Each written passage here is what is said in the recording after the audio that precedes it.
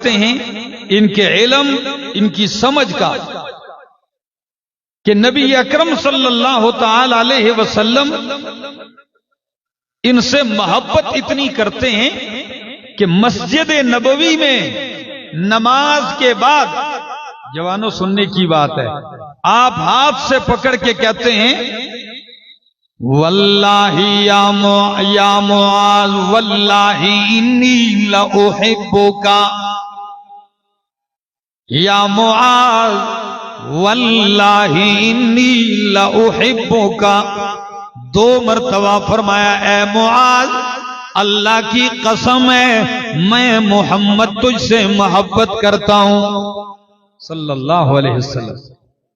تجھ سے میں محبت کرتا ہوں۔ ویسے ہی کہہ دیا؟ نہیں، بہت کچھ ہے، کبھی ان کی سیرت پہ مستقل گفتگو کروں گا جو ہمارے لیے مشعل راہ ہے۔ تو معاذ بن جبل اور ابو موسیٰ اشعری رضی اللہ تعالیٰ عنہ ان دونوں کو عامل بنایا یمن کا، یمن کے ایک حصے کا گورنر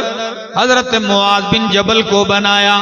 اور یمن کے دوسرے حصے کا گورنر اور حاکم حضرت ابو موسیٰ اشعری رضی اللہ تعالیٰ عنہ کو بنایا۔ معاذ بن جبل قرآنی علم میں اتنے پختہ ہیں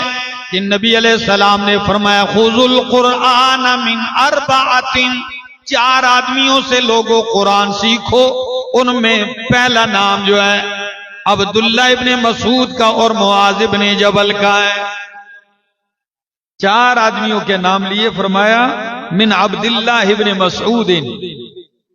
اور ان 4 میں ایک نام معاذ بن جبل کا ہے کہ ان سے قرآن سیکھو۔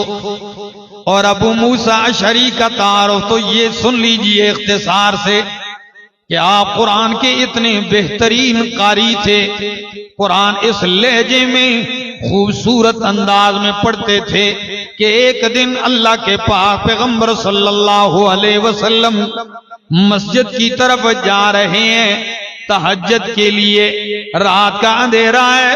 جب آپ گزرتے ہیں تو معاذ بن جبل یہ ابو موسیٰ اشعری رضی اللہ تعالیٰ عنہ اپنے گھر کے صحن میں تہجد میں قرآن پڑھ رہے تھے، اور اونچا پڑھ رہے تھے یا ویسے تلاوت کر رہے تھے، بہرحال قرآن پڑھتے جا رہے ہیں اونچی آواز سے۔ مدینہ منورہ کا پرسکون ماحول،